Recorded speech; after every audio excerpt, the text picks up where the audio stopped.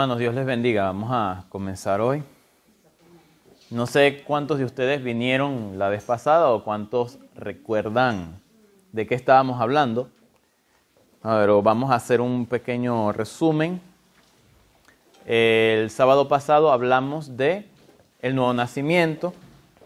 Hablamos que es importante para el nuevo nacimiento arrepentirse de pecado, reconocer a Jesucristo como Salvador.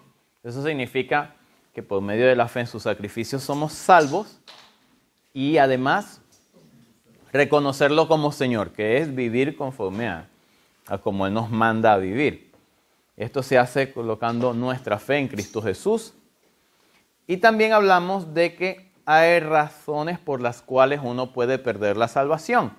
Mencionamos 3, que era el no perdonar, la blasfemia contra el Espíritu Santo y la apostasía.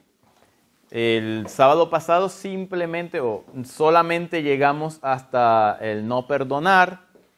Hablábamos de que cuando el Señor dice que si nosotros no perdonamos, nuestro Padre tampoco nos perdonará, que está en la oración del Padre Nuestro. También leímos en Mateo 18 los 2 deudores, ¿se acuerda? Que es muy importante ser convencido por el Espíritu Santo de que necesitamos arrepentirnos y que necesitamos perdonar, porque si no perdonamos no podemos ser perdonados. Teníamos los 2 deudores, el de la deuda súper grande y el de la deuda pequeña, o mejor dicho, que ese mismo alguien le debía a él una cantidad menor y decidió ponerlo en la cárcel. Entonces Dios, por un concepto de justicia, pues no puede perdonar a quien no está dispuesto a perdonar. Y también hablábamos, les mencionaba que en el mismo Mateo 18, del versículo 6 en adelante, dice que cualquiera que haga tropezar a alguno de estos pequeños que creen en mí, y les explicaba que cuando aquí se habla de pequeños, según la Biblia Plenitud, se refiere a las personas o a los hermanos que son más propensos a descarriarse, a perderse, y que nosotros más bien debemos alcanzar a esa gente en vez de condenarla, ¿sí? Que no es que vamos a aplaudir el pecado, pero sí debemos procurar que esa gente pueda ser recibida en la iglesia, que podamos alcanzarlos, porque aquí dice que es mejor que se ate una piedra de molino y la arroje al mar, ¿cierto? Entonces leíamos eso y es muy importante, lo recalcaba por el hecho de que habíamos leído que Jesús no vino al mundo a condenar al mundo, sino para que el mundo sea salvo por él, ¿se acuerda? En Juan 3:17. Bien, entonces esos eran los puntos que tenían que ver con el no perdonar. Ahora vamos a hablar de otro tema importante, que es la blasfemia contra el Espíritu Santo. No sé si han escuchado de ese tema. Hoy vamos a hablar de esto, de la apostasía, y si nos da tiempo hablamos del bautismo en agua. Entonces vamos al Evangelio de San Mateo, capítulo 12, versículo 31. Mateo 12, 31 dice: Por tanto os digo, todo pecado y blasfemia será perdonado a los hombres, mas la blasfemia contra el Espíritu no les será perdonada. A cualquiera que dijere alguna palabra contra el Hijo del Hombre le será perdonado, pero el que hable contra el Espíritu Santo no le será perdonado, ni en este siglo, ni en el venidero. Bueno, muy bien. Vamos a explicar esto un poco más. Esto empieza desde el versículo 22 y también podemos verlo en su pasaje paralelo en Lucas. Pero quiero que entienda algo. A ver, yo no sé si a usted le ha pasado, o si usted creció en el Evangelio, probablemente le daba miedo que usted por error o por accidente usted haya blasfemado contra el Espíritu Santo. Eso es muy normal, que la gente tenga ese temor, me refiero. Siempre hay un miedito del cristiano de que, uy, ¿y si yo dije algo contra el Espíritu? Pero todas las personas que comentan con respecto a esta parte del Evangelio, y si lo leemos en el contexto, Jesús acababa de echar fuera un demonio, ¿cierto? Y los fariseos decían que por Belcebú era que él echaba fuera a los demonios. Jesús dice que una casa dividida contra sí misma no puede prosperar y luego es que menciona esto. Entonces, entendiéndolo en el contexto, era que los fariseos le habían atribuido al diablo las obras del Espíritu Santo. Eso es lo que es blasfemar contra el Espíritu Santo. ¿Por qué? Porque también leímos en Juan capítulo 3 el sábado pasado, cuando Nicodemo le dice, Maestro, sabemos que has venido del cielo porque las obras que haces nadie más las puede hacer. O sea, ¿qué está diciendo él? Nicodemo, que era fariseo, sabía que Dios estaba con Jesús. Porque decía, es que no hay forma de que tú puedas hacer lo que haces si Dios no está contigo. Él era un fariseo. Probablemente, estoy seguro que no estaba aquí, pero estos fariseos probablemente tenían la misma conclusión. Ellos sabían que Jesús era respaldado por Dios. Pero como no querían aceptarlo, como no querían estar de acuerdo con Jesús, entonces ellos lo único que les quedó fue decir, no, eso lo hace por el poder del diablo, sabiendo que no era así. Pero por celos, envidia, lo que fuera, simplemente para dañar a Jesús, ellos preferían decir que Jesús lo hacía por medio de los demonios que decir ciertamente Dios respalda a Jesús. ¿Me está entendiendo? Entonces, la blasfemia contra el Espíritu Santo tiene que ver con esto, con que yo le atribuyo al diablo las obras del Espíritu Santo. Y algo que me llama la atención es que, y es importante resaltar, dice, si una persona blasfemia contra el Padre o contra el Hijo, aquí dice, habla contra el Hijo, le será perdonado. Pero contra el Espíritu Santo dice que no, ni en este siglo, ni en el venidero. Y eso es algo importante que consideremos. Ahora bien, la pregunta es ¿por qué? Usted nunca se ha preguntado por qué este pecado no se perdona. Ciertamente la Biblia no dice por qué. De manera explícita no lo dice. Pero yo les quiero leer algo. Dice, sin embargo, los teólogos entienden que una persona que ha cometido este pecado lo ha hecho de manera consciente. Era el caso de los fariseos. O sea, ellos sí sabían que Jesús era Dios, pero para no darle la gloria a Dios, para que Jesús no, entonces ellos preferían decir que era por el enemigo. O sea, que es un pecado consciente. Es muy diferente. Por ejemplo, yo recuerdo que habían personas que decían que por burlarse de una persona que habla en lenguas, por ejemplo, entonces ya eso era blasfemia contra el Espíritu Santo, ¿no? Por supuesto que está mal burlarse de alguien que habla en lengua, en absoluto. Pero no considero que es lo mismo que la blasfemia contra el Espíritu. ¿Sí? De todas maneras no lo haga porque con el Espíritu Santo ahí sí no hay lugar a bromas. ¿Ok?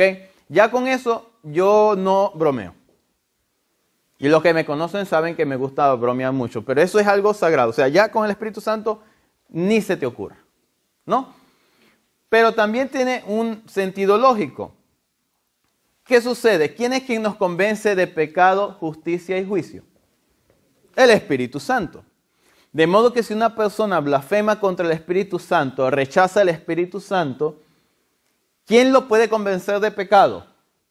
Nadie. Y por eso muchos pensamos que por eso es que la persona pierde la salvación en este caso. Es decir, la persona ya no tiene capacidad de arrepentirse. ¿Ya? Es precisamente por eso, porque el Espíritu Santo es quien convence. Porque si te pones a ver, por ejemplo, Pablo actuaba en contra de Jesús. Eso es parecido a blasfemar. O sea, él iba en contra de Jesús. Jesús le dice, ¿por qué me persigues a mí? ¿Cierto? Y Pablo le fue perdonado. ¿Y cuánta gente no ha estado en el satanismo y Dios las ha rescatado de ahí? Perfecto. Pero la blasfemia contra el Espíritu, ¿por qué? Porque el que te puede convencer de pecado, el único, es el Espíritu Santo. Una persona que rechaza al Espíritu simplemente no tiene capacidad de arrepentirse. ¿Ok? Entonces, quiero que tenga eso en cuenta con respecto a la blasfemia contra el Espíritu Santo. Me gustaría que leyéramos el Evangelio de Juan, capítulo 16, versículo 8.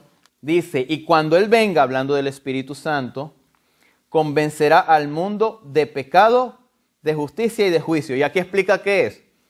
De pecado por cuanto no creen en mí. De justicia por cuanto voy al Padre y no me veréis más. Y de juicio por cuanto el príncipe de este mundo ha sido ya juzgado. Entonces, esto es una función del Espíritu Santo. Y por eso la blasfemia contra el Espíritu Santo es algo tan grave. ¿Me entiende? Cualquier duda me puede preguntar al final de este tema. Por eso es bueno que apunte y traiga los cuadernos. Pero quiero que entienda eso. Esa es la razón por la que lo consideramos, bueno, porque la Biblia lo dice, pero es la razón por la que entendemos que una persona no tiene salvación cuando blasfema contra el Espíritu Santo. ¿Ok? Bien, ahora vamos a hablar del tercer punto, que es la apostasía. Y para esto vamos a ir a la primera carta de Timoteo, capítulo 4, versículo del 1 al 3. Y dice, pero el Espíritu dice claramente que en los postreros tiempos algunos apostatarán de la fe, escuchando a espíritus engañadores y a doctrinas de demonios, por la hipocresía de mentirosos que teniendo cauterizada la conciencia, prohibirán casarse y mandarán abstenerse de alimentos que Dios creó para que con acción de gracias participasen de ellos los creyentes y los que han conocido la verdad. Porque todo lo que Dios creó es bueno y nada es de desecharse si se toma con acción de gracias, porque por la palabra de Dios y por la oración es santificado. Bueno, lo leí hasta el 5. Pero quiero que entienda algo aquí, me llama mucho la atención. Dice que las personas en el 2 tienen que cauterizada la conciencia. O sea, una apostasía no es una cosa que sucede de la noche a la mañana. ¿Ok?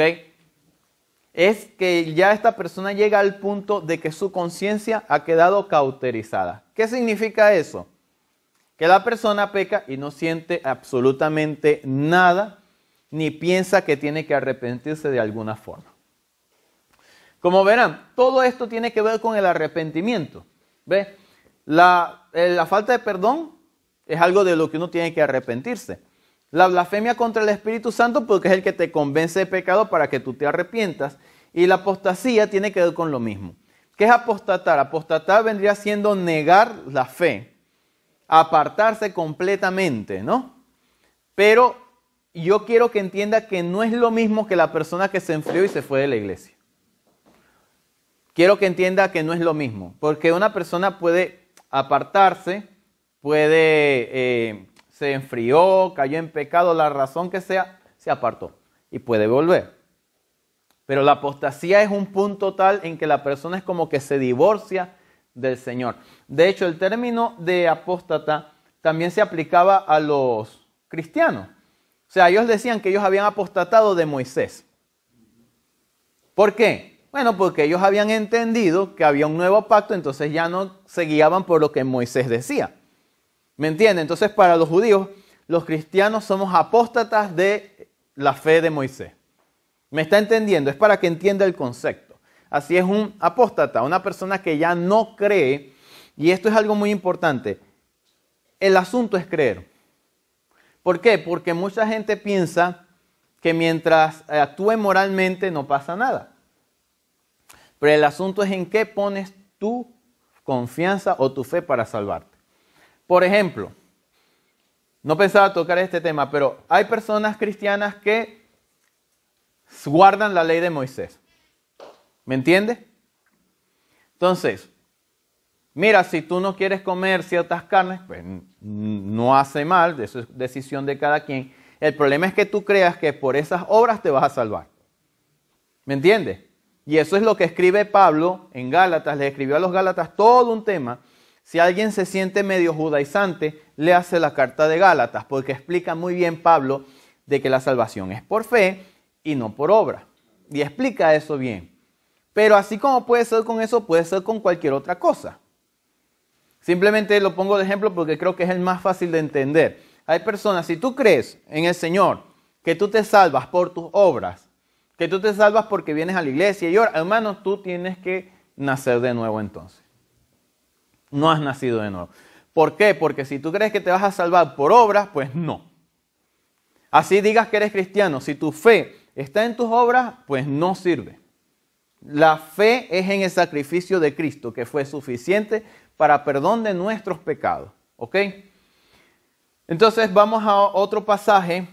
Vamos a 2 de Tesalonicenses, capítulo 2, versículo 3.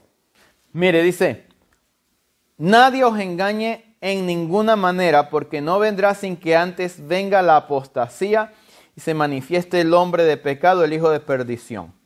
Aquí quiero que entienda que la palabra apostasía se está hablando de un movimiento. Es decir, se refiere a una gran cantidad de gente que cae en la apostasía. Por eso es que cuando dice, porque está hablando es de la venida del Señor, de los tiempos venideros, etcétera, etcétera. Por eso habla de que vendrá el hombre de pecado y todo eso.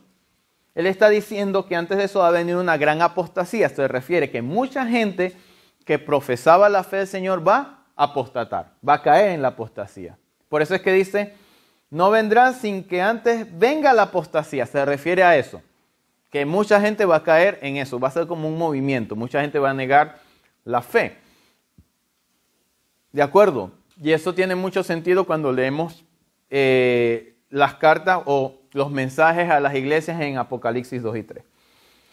Otro pasaje que quiero que leamos ahora en 2 de Timoteo 3, del 1 al 13.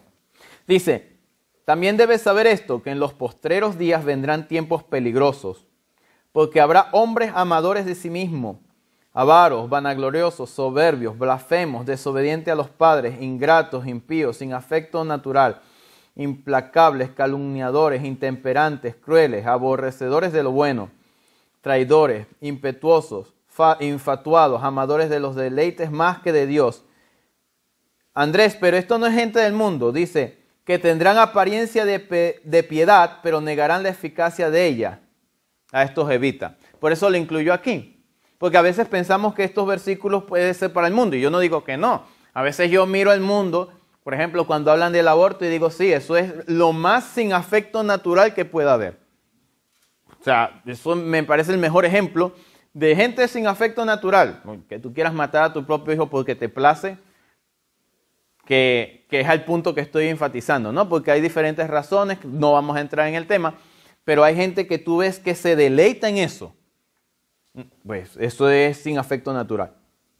Y en el mundo sí, ok, uno lo entiende. Pero aquí está hablando que tienen apariencia de piedad. Eso ya me suena a gente cristiana, ¿verdad? Que se apartó.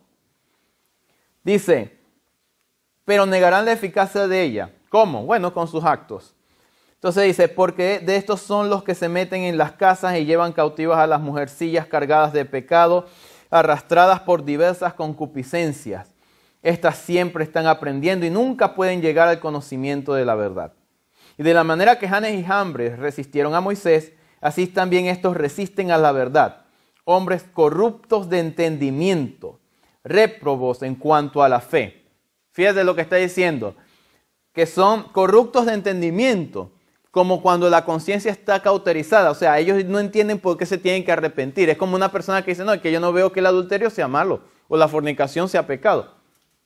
Estamos en otros tiempos, la gracia siempre gracia. O sea, tú te estás dando cuenta que están negando la fe, porque me están diciendo algo contrario a lo que la palabra enseña. Y hemos quedado desde el primer discipulado que la autoridad máxima es la palabra de Dios. ¿Se acuerda? Porque negar no solamente es decir, no, yo no creo en esto, o como nos han enseñado, no, que venga una persecución y yo niegue al Señor. No, negarlo también es con los actos. ¿Ya? Dijimos que cuando yo he nacido de nuevo, por naturaleza voy a hacer las cosas de mi nueva naturaleza que está en el Señor. Entonces tenemos que tomar eso en cuenta. No es que simplemente, bueno, sí, yo creo en el Señor. No, ya hemos aprendido que cuando yo nazco de nuevo, las obras de mi Padre voy a hacer. Bien, dice réprobos en cuanto a la fe. O sea, están reprobados, están... como dicen aquí en España, suspendieron la fe, no aprueban la fe. Su fe no es aprobada, no es considerada válida. Dice, mas no irán más adelante porque su insensatez será manifiesta a todos, como también lo fue la de aquellos. Pero tú has seguido mi doctrina, conducta, propósito, fe, longanimidad, amor, paciencia, persecuciones, padecimientos como los que me sobrevinieron en Antioquía, en Iconio, en Listra, persecuciones que he sufrido y en todas me ha librado el Señor. Y también todos los que quieren vivir piadosamente en Cristo padecerán persecución. Quería incluir este versículo aquí. A veces pensamos o nos venden un evangelio en color de rosa. Mas los malos hombres y los engañadores irán de mal en peor, engañando y siendo engañados. ¿Por qué agrego esto? Porque muchas veces ellos engañan tanto que se empiezan a creer lo que engañan. Y terminan siendo convencidos de lo que están diciendo es verdad. ¿Me está entendiendo? O sea, a ese nivel llega el engaño, porque al principio ellos dudan con su cuestión y luego se van metiendo en ese mundo hasta que ellos están convencidos de que tienen la razón. ¿Me entiende? Porque como les dije, la apostasía no ocurre de la noche a la mañana. Bien. Ahora bien, quiero que vayamos entonces a San Mateo, capítulo 10, 33. Dice: y a cualquiera que me niegue delante de los hombres, yo también le negaré delante de mi Padre que está en los cielos. ¿Sabe que el término negar aquí significa contradecir? Pero tiene que ver con el estilo de vida también. Quiero que entienda eso. O sea que yo puedo decir que yo soy cristiano, pero si yo con mis actos, con mi forma de ser, yo estoy negando lo que hacía el Señor, lo que dice el Señor. Por ejemplo, el Señor dice, aprendimos el sábado pasado, el Señor dice que hay que perdonar. Pero si usted dice, no, ya eso no hay que perdonarlo, entonces ¿usted qué está haciendo? Está negando lo que dice el Señor, está contradiciendo al Señor. ¿Me entendió? O sea, no se trata de, no, yo no creo en Dios, no se trata de eso, se trata de que esta gente está negando al Señor. Y recuerde que la apostasía tiene que ver con un movimiento espiritual, o sea, por eso es que hablaba de doctrina de demonios, porque la gente le abre puertas al enemigo y el enemigo empieza a engañar a la gente con doctrinas diferentes, cosas raras, etc. Entonces, aquel que me negare no está diciendo solamente el que no confiese que Jesús es el Señor y dé la vida por el Señor, sino contradecir, que vas en contra directamente de lo que Jesús está enseñando. Y vamos a Segunda de Pedro, capítulo 2. Segunda de Pedro 2, del 1 al 3 dice: pero hubo también falsos profetas entre el pueblo, como habrá entre vosotros falsos maestros, que introducirán encubiertamente herejías. ¿Pero herejías qué? Destructoras.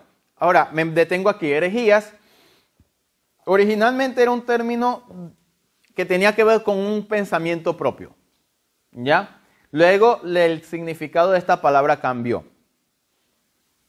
Pero quiero que entienda algo. Una herejía destructora es un pensamiento contrario a la verdad de Dios. Cuando yo digo, por ejemplo, no, la Biblia dice esto, pero yo creo que eso no es así. Eso es una herejía. ¿Me está entendiendo? ¿Por qué? Porque hay gente, por ejemplo, que dice, no, pero yo no veo que el homosexualismo esté mal. Pero sí la Biblia nos dice de qué pasa con los hombres que se acuestan con varones, de los afeminados, lo dice la Biblia. ¿Y a los afeminados hay que amarlos? Sí, claro.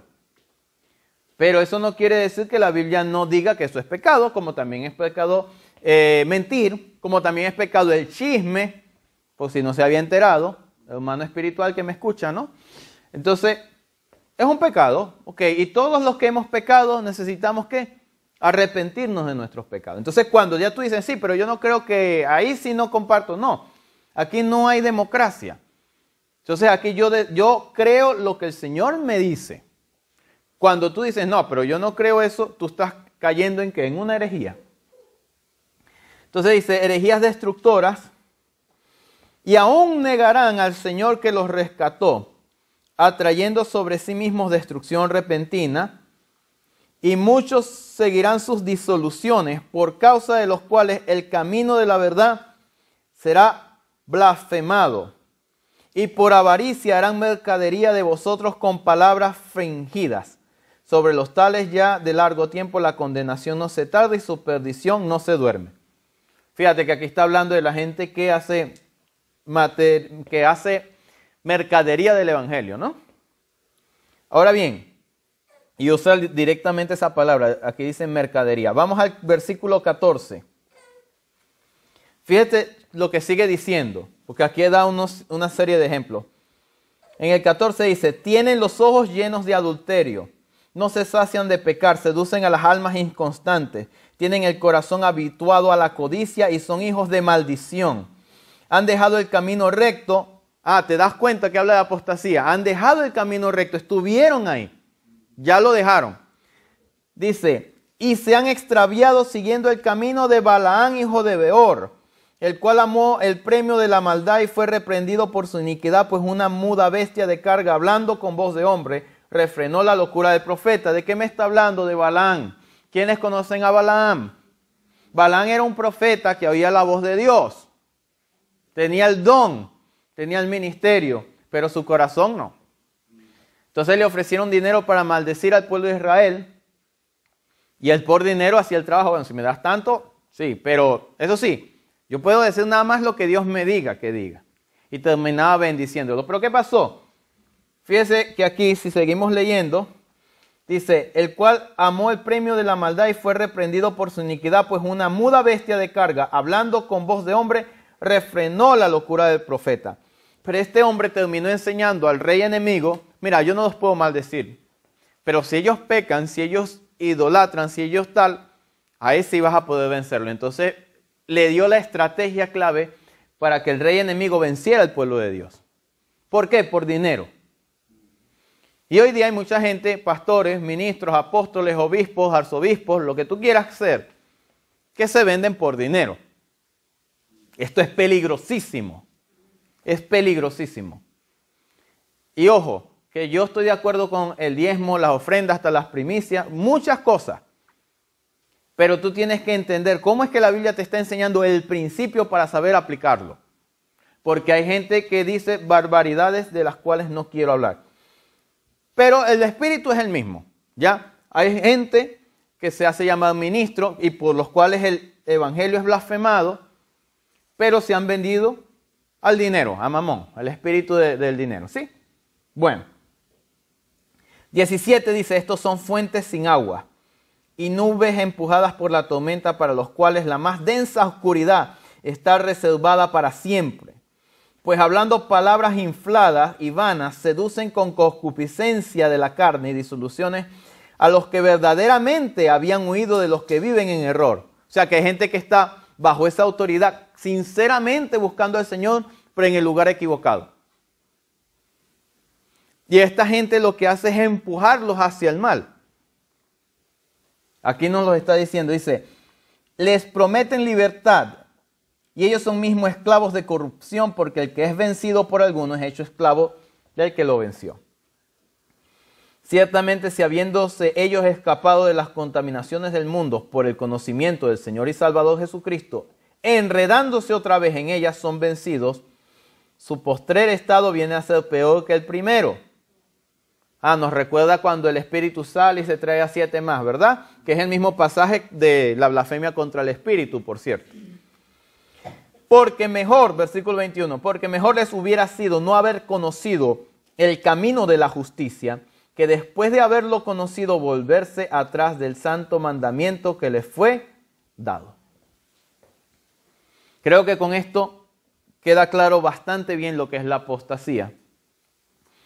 Pero vamos a leer un último pasaje que está en Apocalipsis 3, 20 y 21. Usted lo conoce, pero lo vamos a leer. He aquí yo estoy a la puerta y llamo. Si alguno oye mi voz y abre la puerta, entraré a él y cenaré con él y él conmigo. Al que venciere le daré que se siente conmigo en mi trono, así como yo he vencido y me he sentado con mi Padre en su trono. Pregunto, ¿para quién es esta palabra? Aquí está hablando Jesús. ¿Y a quién le está hablando? A la iglesia de la Odisea. O sea que Jesús estaba fuera de esa iglesia. Yo estoy afuera llamando, tum, tum, tum. Está afuera. ¿Pero qué significa? Que Dios todavía le dice, hey, todavía hay chance de que se arrepientan. Si se arrepienten, se salvarán. Dios y su misericordia tan grande. ¿Me entiende? O sea, que una persona puede ir camino a la apostasía, todavía su conciencia no ha sido cauterizada. ¿Se puede salvar? Sí se puede salvar. O sea, que una persona puede estar en el mundo por años y se puede arrepentir. Sí se puede salvar. Pero tiene que escuchar la voz y abrir y que el Señor entre. Versículo 5, 3, 5. El que venciere será vestido de vestiduras blancas y no borraré su nombre del libro de la vida. Y confesaré su nombre delante de mi Padre y delante de sus ángeles. O sea que el nombre se puede borrar. ¿Cómo?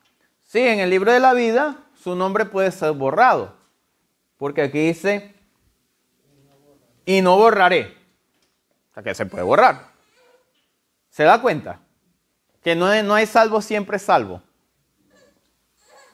No, porque aquí dice, ¿qué significa? Estaba escrito en el libro de la vida. Cuando naces de nuevo, tu nombre es inscrito en el libro de la vida. No cuando te bautizas, no cuando vienes a la iglesia, cuando naces de nuevo. Y tocó borrarlo, bueno. Entonces significa que existe el riesgo de que sea borrado. Y si lees más el capítulo 2 y 3 te das cuenta que siempre hay que venciere, el que venciere, el que venciere. ¿Qué tenemos que hacer? Perseverar. Tú no te ganas la salvación. Tú lo que haces es permanecer en el Señor. ¿Ok? Ok, mire. Eso con respecto a la salvación, sabemos el nuevo nacimiento. Hay 3 razones por las cuales se pierden. De las que he encontrado bíblicamente, ¿se acuerdan? Les decía, no perdonar, la blasfemia contra el Espíritu y la apostasía. Ahora vamos a hablar del bautismo en agua. Hay bautismo en agua y hay bautismo en el Espíritu. Ok, yo mencioné anteriormente que el bautismo en agua es una confesión pública, simbólica y profética de seguir a Jesús y que es un mandamiento del Señor. Y ahora vamos a explicar por qué. Primero quiero que vayamos al punto de la confesión pública. Vamos a Romanos capítulo 10, versículos 9 y 10. Dice, que si confesares con tu boca, antes dice, esto es lo que predicamos, fíjate, está claro. Que si confesares con tu boca que Jesús es el Señor y creyeres en tu corazón que Dios le levantó de los muertos, serás salvo. Porque con el corazón se cree para justicia, pero con la boca se confiesa para salvación. Ajá, Andrés, pero aquí no nos estás hablando de ninguna que tiene que ver el bautismo con la confesión. Todavía no hemos llegado ahí. Pero recuerde que uno tiene que expresarlo. O sea, yo no puedo decir, bueno, yo soy salvo y hice la oración de fe telepáticamente, ¿no? No, hay que confesarlo. ¿Sí? Y otra cosa. Una vez a mí me preguntaron, una vez escuché esto, escuché que la oración de fe no es bíblica. No sé si usted lo ha escuchado o no, todavía no juzgue nada, solo pensemos. Bíblicamente el término de oración de fe aparece, la oración de fe sanará al enfermo. Bueno, sí, sí es verdad. También es cierto que en la Biblia no hay un modelo específico y único para salvación. ¿Cierto? No hay. Pero de que tú tienes que orar y confesar, lo tienes que hacer. Aquí lo estamos leyendo, que si confesares, hay que confesarlo. ¿Ok? Entonces, no es que hay una oración única, modelo único, que es el que salva y el otro no. No, no es eso. Aprendimos que es arrepentimiento, recibir a Cristo como Señor y Salvador. Sí, y esa es la confesión pública. Esto es lo que hacían con el bautismo. Ahora bien, vamos a ver un ejemplo. Vamos a Hechos 16, 31 y 34, que también lo leímos antes. Dice, ellos dijeron, cree en el Señor Jesucristo y serás salvo tú y tu casa. Y le hablaron la palabra del Señor a él y a todos los que estaban en su casa. Y él, tomándolos en aquella misma hora de la noche, les lavó las heridas a Pablo y así, la verdad, que están aquí. Y enseguida se bautizó él con todos los suyos. Cuando alguien se bautizaba, públicamente estaba diciendo que seguía esta doctrina, que esto empezó con Juan Bautista, que enseñaba el bautismo de arrepentimiento. Algo que me llama la atención, quiero que piense conmigo, ¿dónde se bautizó esta gente? ¿Verdad, no? No creo que tendrían un río cerca de la prisión, no creo que fueron, vamos al río o a la piscina. ¿Por qué menciono esto? Porque aunque nosotros creemos que la mejor manera de bautizarse en aguas es por inmersión, por lo que representa, hay casos excepcionales. Yo puedo bautizar a una persona con un balde de agua o con aspersión en caso de que sea necesario. Por ejemplo, recuerdo que había una hermana que tenía un hijo con un problema, vamos a decir, de aprendizaje o un problema mental, y él quería bautizarse y el pastor que yo tenía en aquel entonces, como era evangelista, lo bautizó con agua, pero él le tenía miedo al agua, no se quería meter, entonces le echaron agua en la cabeza. Yo creo que eso está bien. ¿Me entiende? Porque no creo que sea malo, o sea, no creo que Dios te lo pide de una manera y si no es así, no, porque el quien te salva es el Señor. Y aquí también vamos a hablar del ladrón en la cruz, que nunca fue bautizado y se salvó, ¿cierto? Pero a veces nosotros tenemos unas estructuras que son muy rígidas. Fíjate que hay iglesias donde una persona tiene que pasar un año para bautizarse. ¿Por qué? O sea, no es como que le estamos poniendo obstáculos a la gente para que haga lo que el Señor nos mandó a hacer. Piensa esto conmigo. ¿Qué doctrina le pudo dar Pablo a este carcelero en unas horas de la noche? Lo más esencial, mira hombre, Jesús es el Salvador, murió por tus pecados, pam, si te arrepientes, ya está. Es más, te digo algo, Pablo no le predicó mucho, porque le predicó el mismo Señor con todo lo que él hizo, se manifestó. Él no tuvo otra opción que recibir al Señor. Pablo nada más vino y dijo, bueno, vamos a hacerlo como es debido, vamos a bautizarte. Entiendo que le habló del bautismo. Sí, no fue que Pablo llegó de loco, le echó un balde de agua, no. Le explicó, le habló la palabra, todos lo recibieron y se bautizaron. ¿Pero por qué se bautizaban? Porque bautizarse era una confesión pública. Ahora sirvo a Cristo, ahora sigo esa doctrina. Y en ese tiempo era jugarse el cuello. ¿Me entiendes? No, ellos estaban muy claros en eso. Y también tenemos otro caso. En Hechos 8, 36 al 38. Y dice aquí, y yendo por el camino llegaron a cierta agua. No dice si era un lago, si era una piscina, no sabemos. Pero había agua. Y dijo el eunuco, aquí hay agua, ¿qué impide que yo sea bautizado? Felipe le dio los requisitos, por eso anoté aquí, estos son los requisitos para bautizarse. Dice, si crees de todo corazón, bien puedes. ¿Y qué respondió? Creo que Jesucristo es el Hijo de Dios. Mandó a parar el carro y a bautizarse. Gloria a Dios. Qué bueno que esta gente dijo, no, mira, tú tienes que circuncidarte. No, lo que pasa es que, porque esta gente tenía el judaísmo todavía en ellos, ¿no? Si tú crees, bien puede. Pararon el carro y a bautizarse. Gloria al Señor. Entonces, también quiero hacer algo justo. En la iglesia no siempre se puede bautizar a todo el mundo. ¿Por qué? Porque a veces la gente no entiende lo que es el bautismo. En estos dos ejemplos, las personas le explicaron claramente lo que significaba el bautismo. Eso es verdad. Pero también considero que no es necesario un año de discipulado para bautizarse. No. Eso incluso se puede hacer en una sola sesión. Lo importante es que usted tenga claro y eso sí, que tome la decisión conscientemente y voluntariamente. Y esto se lo digo a las madres y a los padres. Nunca obliga a su hijo a bautizarse. Jamás se le ocurra tal cosa. Es una decisión personal. ¿Me entiende? ¿Por qué? Porque a veces queremos, a veces hasta hay competencia en la iglesia a ver que el hijo de quién se bautiza primero. Parece chiste, pero es anécdota, hermano. Y hay tanta cosa, entonces ¿qué sucede? Que la gente tiene eso metido en la cabeza. No lo obligues.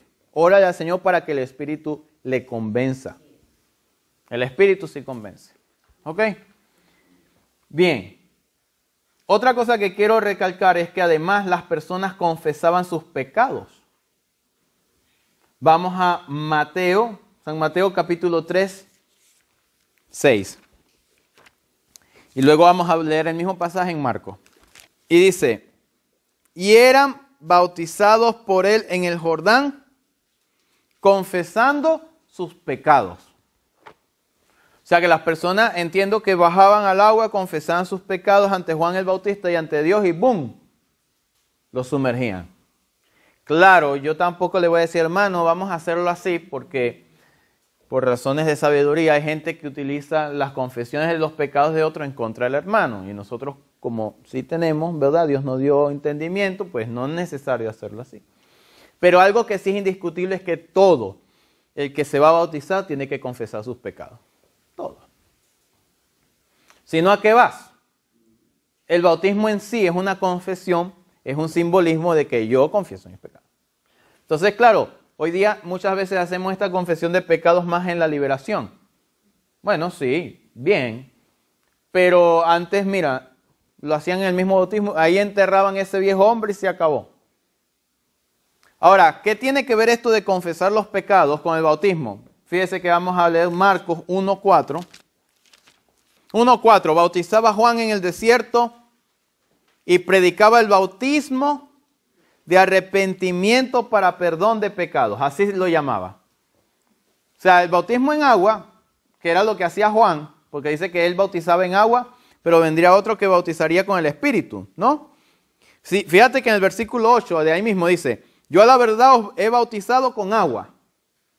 O sea que el bautismo de Juan en aguas, ¿qué era? Bautismo de arrepentimiento para perdón de pecados. Es decir, Dios le enseñó directamente a Juan Bautista y le dijo, hermano, tu función va a ser prepararle el camino al Señor. Está profetizado en Isaías. Y tú vas a hacer algo, Juan, tú vas a bautizarlos en agua. Señor, ¿y eso es qué? Porque nunca, ¿quién se había bautizado antes? No, eso lo empezó con Juan. Dios lo empezó con Juan Bautista. Y le dijo, tú vas a hacer que ellos confiesen sus pecados y yo los perdono. Sí, Señor, así va a ser, vale. Eso se lo enseñó Dios a Juan. Y eso fue validado por el mismo Cristo, por eso Cristo se bautizó. Estaba diciendo, sí, lo que Juan dice es verdad. Mi padre le dijo eso a Juan. ¿Me entiende lo poderoso de eso? Porque mucha gente podría no creerlo. Y por eso es que Juan Bautista se molestaba cuando los fariseos llegaban a él. Le decía, ¿quién les enseñó a huir de la ira venidera? Era, ustedes también vienen a salvarse. Tramposos, ¿no? Más o menos lo que le estaba diciendo. ¿Por qué? Porque él decía, si el fariseo se arrepentía, se salvaba. Pero Juan le estaba hablando de toda la maldad que había en ellos y de la hipocresía que había en ellos. Entonces, Juan prepara el camino al Señor. ¿Cómo? Con el bautismo. ¿Y el bautismo qué era? Lo leímos acá. Arrepentimiento de pecado. Entonces ellos confesaban sus pecados, se arrepentían. ¿Y Juan qué era? Un profeta. Entonces ahí es la segunda parte. Es también simbólico y profético. Ya vimos que es una confesión pública. Se hacía delante, vale, de los demás, por lo menos de Juan. Juan estaba ahí. Ok, pero ¿se acuerdan que cuando Jesús se bautizó había un poco de gente? Es una confesión pública. Lo mismo que leímos en Romanos, se confiesa. Pero también es algo simbólico y profético y esto es muy importante. Y esto sí quiero que lo entiendan.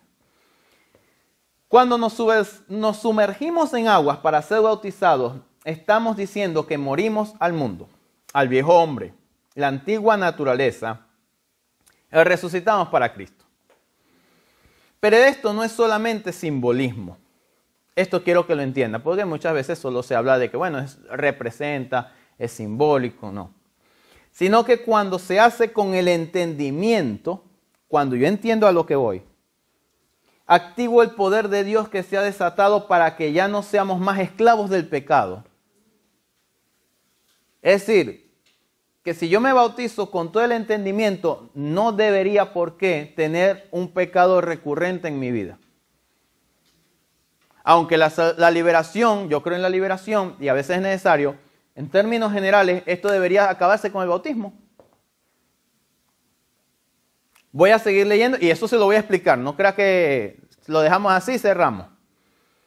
Dice, y esto lo vamos a entender en Romanos 6 del 1 al 11. Muchas personas se han bautizado solo de manera simbólica, es decir, entendiendo lo que es seguir a Cristo y que es por mandamiento y ya. Pero sin entender que esto va aún más allá y que en el mundo espiritual se está dando sepultura al viejo hombre y la naturaleza adámica para vivir ahora en el Espíritu. Esto lo vamos a entender claramente ahora en Romanos capítulo 6, del 1 al 11. Pablo dice a los romanos, ¿qué pues diremos? ¿Perseveraremos en el pecado para que la gracia abunde? Pregunto, en ninguna manera. Porque los que hemos muerto al pecado, ¿cómo viviremos aún en él? Y entonces explica, ¿o no sabéis que todos los que hemos sido bautizados en Cristo Jesús, hemos sido bautizados en su muerte? Cuando aquí dice en Cristo Jesús, se está hablando del bautismo en aguas. ¿Sí? Y está hablando de que cuando tú te bautizas, tú te estás bautizando en la muerte del Señor. Es decir, nosotros nos hacemos uno con el Señor en el sacrificio que Él hizo en la cruz. Y como Él murió y resucitó, uno muere al mundo, muere al pecado y ahora vive para Cristo. ¿Ok? Pero yo no quiero que lo vea solo como algo simbólico. Yo quiero que usted entienda que en el mundo espiritual esto está ocurriendo y está sucediendo cosas poderosísimas. Por eso hay gente que se bautiza en agua y recibe el bautismo del Espíritu inmediato. ¿Usted no ha escuchado eso? Es que tiene mucho que ver el entendimiento, la fe que tú le pones a esto. Dice, versículo 4, porque somos sepultados juntamente con Él para muerte por el bautismo. ¿Por medio de qué? ¿Por qué? Por el bautismo. A fin, ¿cuál es el propósito? A fin de que como Cristo resucitó de los muertos por la gloria del Padre, así también nosotros andemos en vida nueva. El objetivo del bautismo, además de que es un mandamiento, que es una confesión, es que yo me muero al mundo y ahora voy a vivir en una vida nueva. El objetivo es matar al viejo hombre ahí, se muere ahogado. ¿Me entiende? Por eso nosotros lo hacemos por inmersión. Que la persona quede completamente bajo agua y después lo sacamos. ¿Sí? Porque eso representa la muerte y la sepultura de Cristo y la resurrección de Cristo. Entonces igual yo me hago uno con Cristo, entonces yo muero al viejo hombre, al pecado, al mundo, ahí se queda y lo sepulto. Ya no más. Y ahora viene un nuevo hombre. Pero seguimos leyendo. Pablo sigue explicando, dice, porque si fuimos plantados juntamente con Él en la semejanza de su muerte, así también lo seremos en la de su resurrección, sabiendo esto, que nuestro viejo hombre fue crucificado juntamente con Él, para que el cuerpo del pecado sea destruido. Me gusta mucho porque no dice para que seamos perdonados de pecado. No, es que el cuerpo de pecado sea destruido, a fin de que no sirvamos más al pecado. ¿Para qué? Para que no sirvas más al pecado, para que puedas ser libre de lo que de cualquier adicción, de cualquier atadura. ¡Bum! Ahí se tiene que romper. ¿Me entiende? Porque el que ha muerto ha sido justificado del pecado. ¿Cuántos saben que la paga del pecado es muerte? Entonces esto no es un simbolismo, esto proféticamente ocurre. Yo me muero al pecado y al mundo, ¡pum! Me muero como Cristo murió en la cruz, me hago uno con Él, ahí estoy muerto yo. Y como Cristo resucitó, ahora yo soy una nueva persona. ¿Me está entendiendo? Por eso es que es por fe. Bien, versículo 8. Y si morimos con Cristo, creemos que también viviremos con Él. Sabiendo que Cristo, habiendo resucitado de los muertos, ya no muere. La muerte no se enseñorea más de Él. Porque en cuanto murió, al pecado murió una vez por todas, mas en cuanto vive, para Dios vive. Así también vosotros, considerados muertos al pecado, pero vivos para Dios en Cristo Jesús, Señor nuestro. Yo me tengo que considerar yo mismo muerto al pecado. ¿Por qué? Porque aunque esto es verdad y esto sucede, a veces no nos los creemos.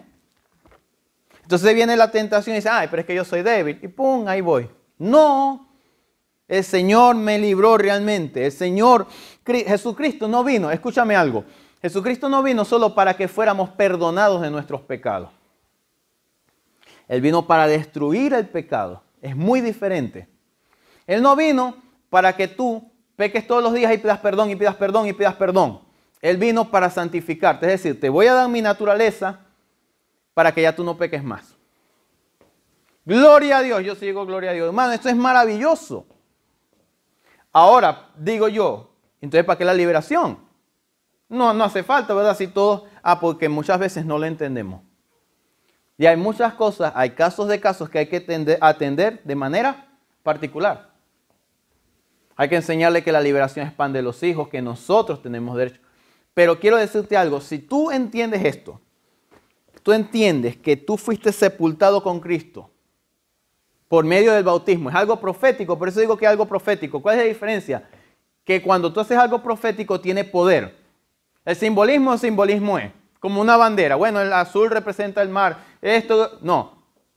Profético es Dios respalda ese acto simbólico y se desata poder ahí. Cuando yo entendí esto, yo dije, yo me quiero bautizar otra vez. Porque lo entendí después de bautizarme, me bauticé a los 12. Lo hice por mandamiento. Sí, ¿estaba seguro de seguir al Señor? Sí, estaba seguro. Pero yo no sabía todo esto. Esto me lo enseñó el Señor después. ¿Ves? Ahora, ¿tengo que bautizarme otra vez? Bueno, se puede hacer. No voy a entrar en detalle. Hechos capítulo 19, pero se puede hacer. Pero no se trata de eso. Se trata de considerarse muerto al pecado. Porque el bautismo es un simbolismo de que de lo que Jesús ya hizo en la cruz. Entonces yo ahí entierro y digo, yo no tengo por qué vivir atado al pecado. Escúchame, no tienes por qué perseverar en el pecado. Pero para entenderlo, para que lo entendamos, hay que leer el capítulo 6, el 7 y el 8. Y esto lo vamos a ver un poco más, de manera más profunda, en identidad, cuando empecemos con identidad. Pero una cosa quiero decirle, Jesús, yo entendí, y esto me lo enseñó el Señor y me gustó tanto, porque entendí, el Señor no vino para perdonar los pecados solamente. Él vino para destruir el poder del pecado. Gloria al Señor. O sea que ya yo no me quité el velo de que no, porque decimos, mientras estemos en este mundo vamos a pecar. Ciertamente Juan dice, bueno, si uno dice que no ha pecado, le hacemos mentiroso. Sí.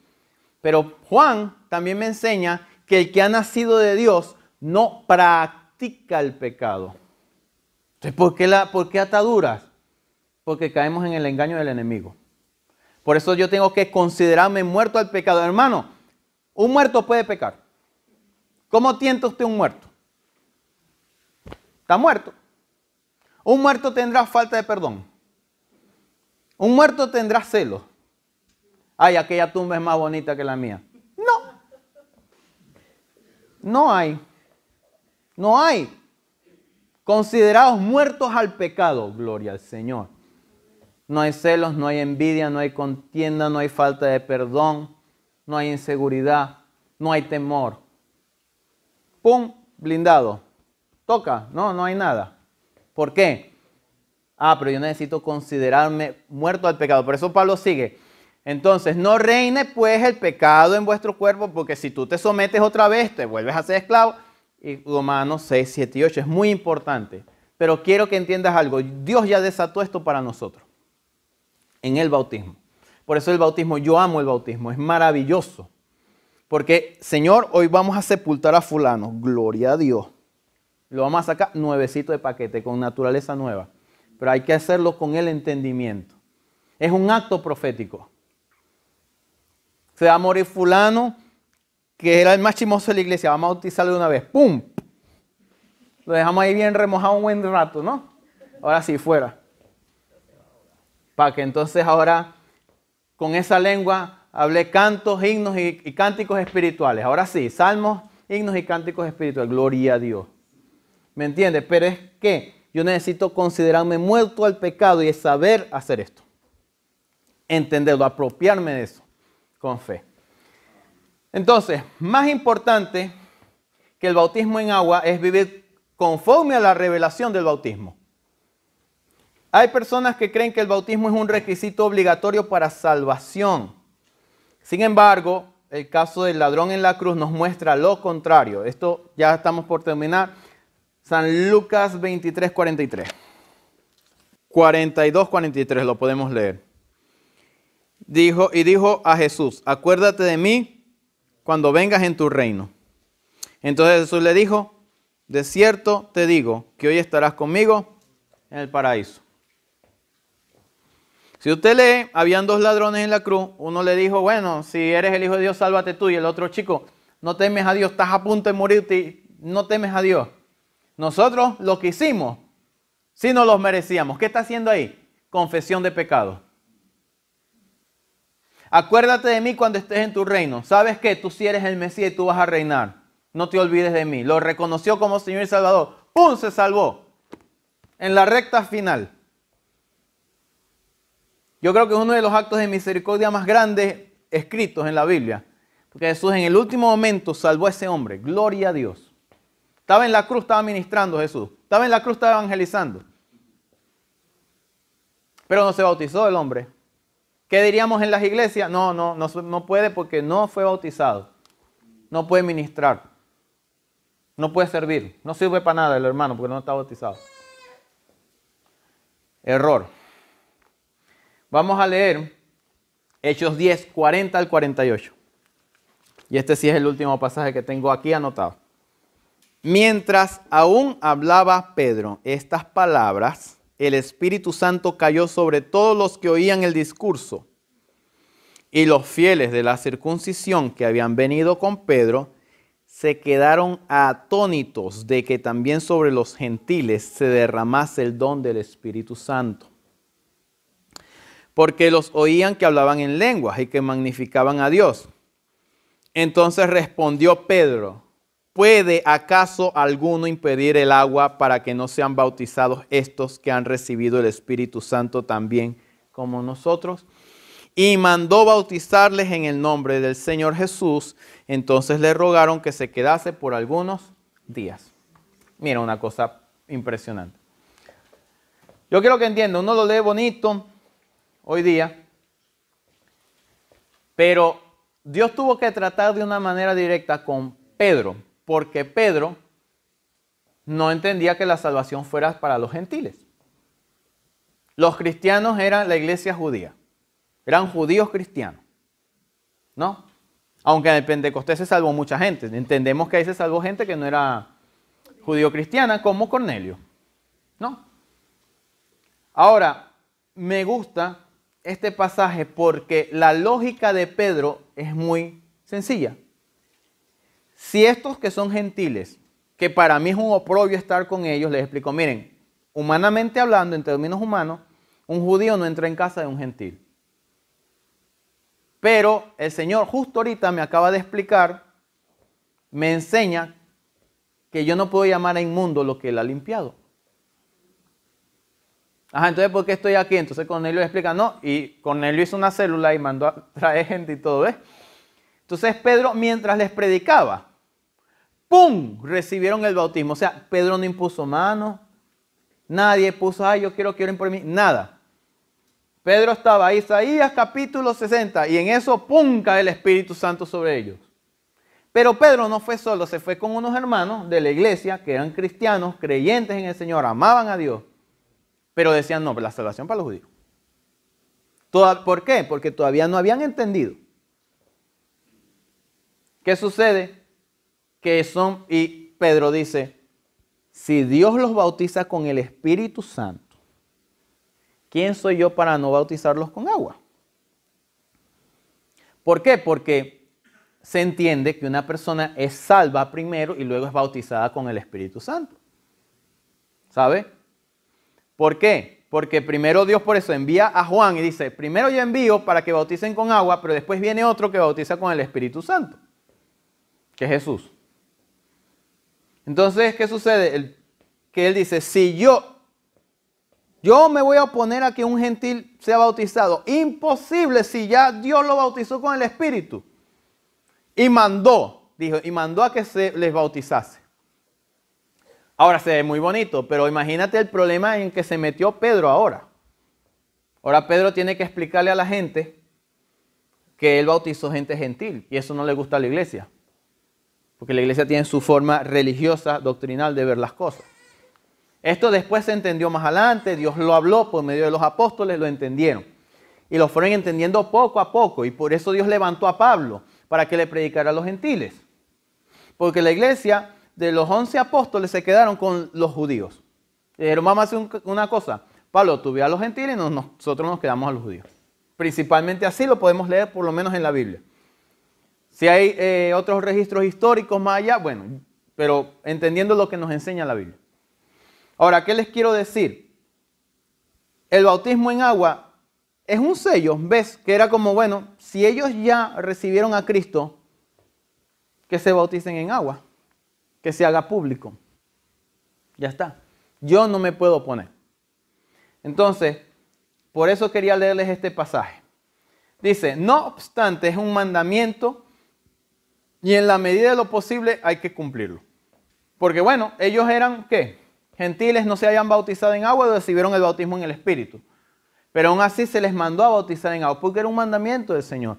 Y por lo que Pablo nos enseña, el poder que está ahí guardado. ¿Me entiende? Entonces, la salvación no es que se sella con el bautismo en el sentido de que si una persona no ha sido bautizada, se pierde. Sino que, como entendemos, es un acto profético en el que enterramos al viejo hombre para vivir una vida completamente recta en el Señor.